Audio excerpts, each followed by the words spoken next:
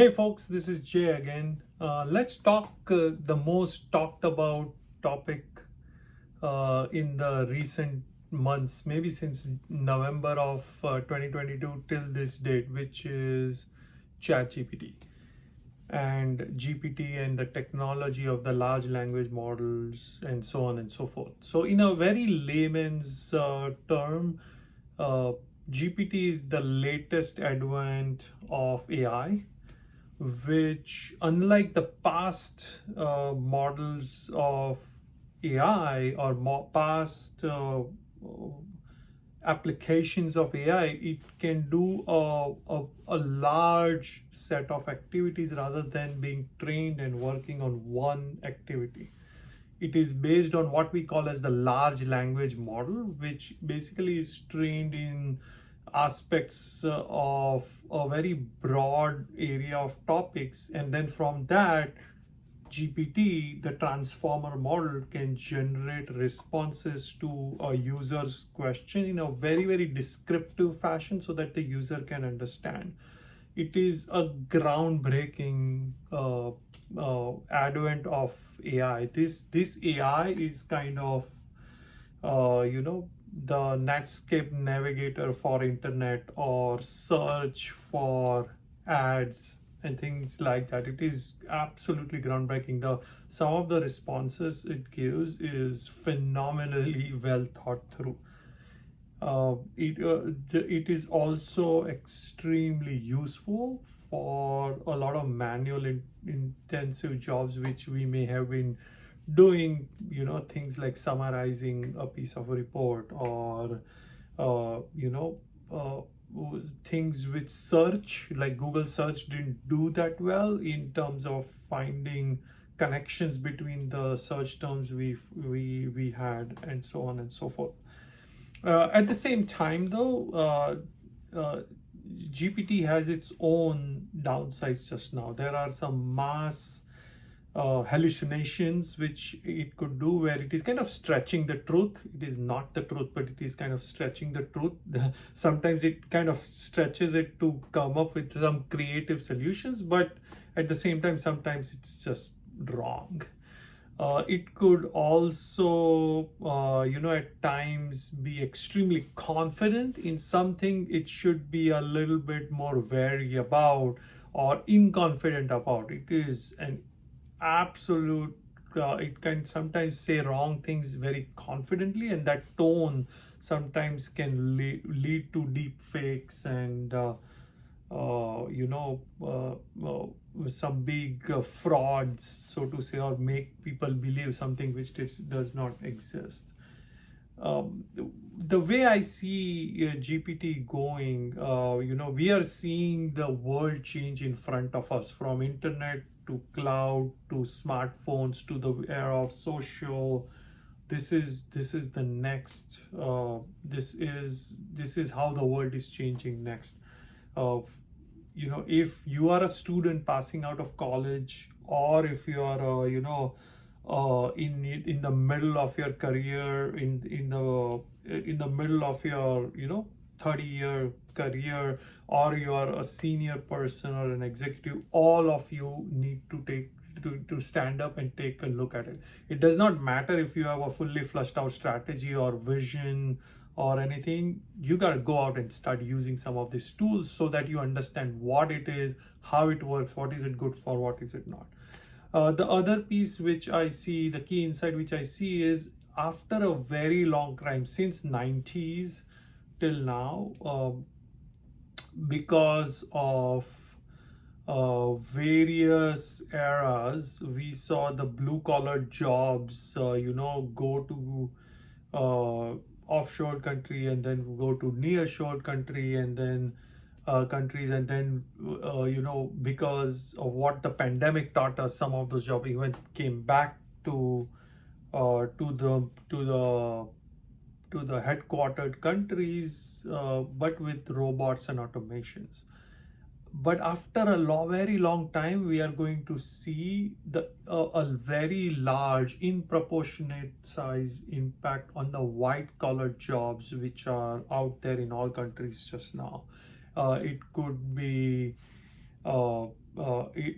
and when I say after a long time, my reference point is what globalization, outsourcing, offshoring, captive units, nearshoring did to white collar job.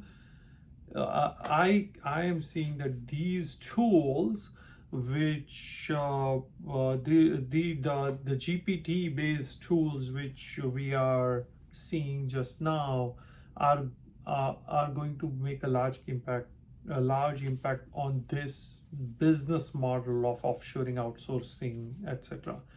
What I feel is going to happen is it's going to bring back, just like it happened with automation and robots, it's going to bring back some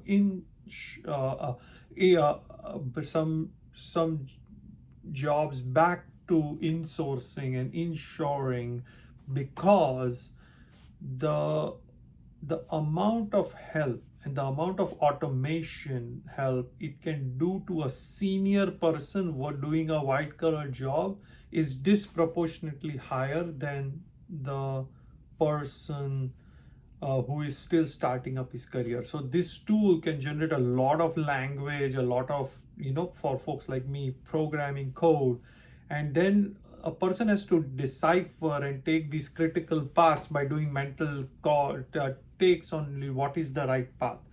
Those right paths are actually much faster for folks who have already a set of experiences which can help them make these mental decisions for faster. So these tools are disproportionately more helpful to senior folks than actually junior folks in their career.